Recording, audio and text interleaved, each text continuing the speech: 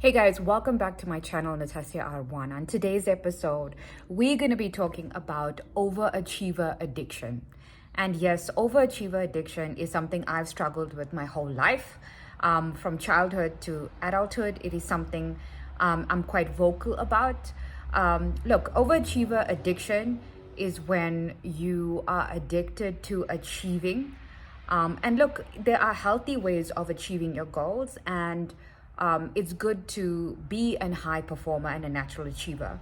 The problem comes into play when you start becoming obsessed with achievement. Now, for those of you that follow my channel know that I'm a natural achiever, type A personality.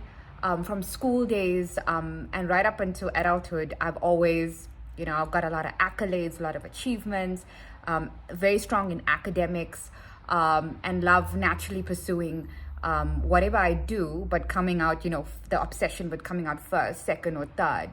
And I think it stems from, when you go to school and society's pressure on you to be number one, to always be a winner.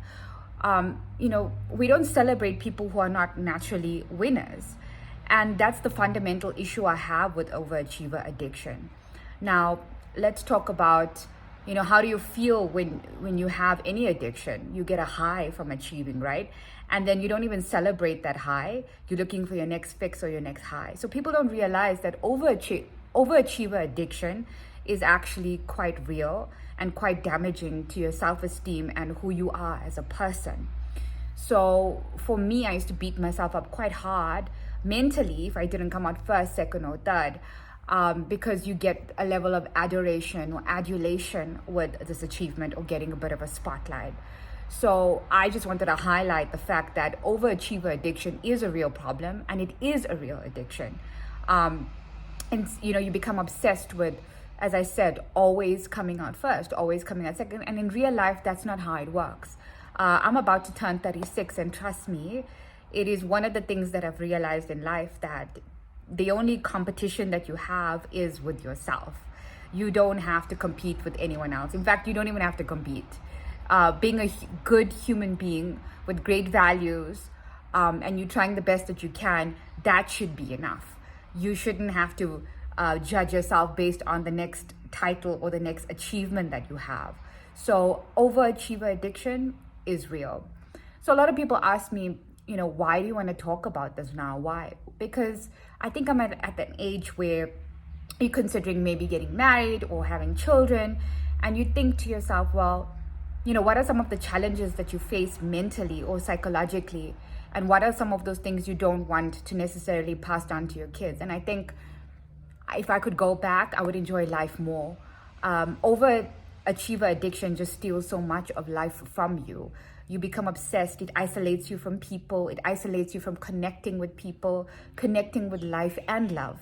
So I think it's important to understand that you can be an addict and not necessarily just the typical addiction flaws that there is out there. For example, alcohol, drugs, love addiction. So I just wanted to highlight that overachiever addiction, there's the good, the bad, the ugly. So the great part of overachiever addiction is that you're always driven.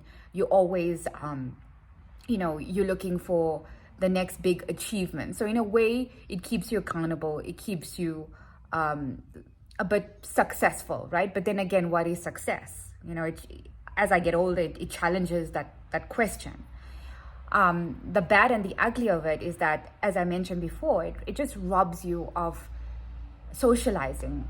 And as a kid, I was in my room always studying instead of, having friends and enjoying life and being a kid. So I think it's important to understand that you need to have a well-rounded life.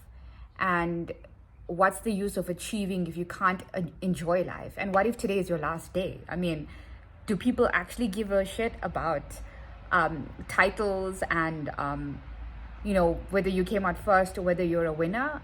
I don't think so. People want to know whether you're a good person, whether, you contributed to this world in a significant way, whether you leave behind a message that echoes who you are. Do you share who you are? Are you a good person? So this is a little short video on overachiever addiction. I hope it helps someone out there. Also, you don't need to hide behind overachiever addiction because it can mess up your self-esteem. That's a whole different video around low self-esteem and how to heal from that and how to build your self-esteem again. So I hope you've enjoyed today's episode. If you like the content on my channel, click on the like and subscribe. Click on the like and subscribe channel and help my channel to grow. Until next time, thanks guys.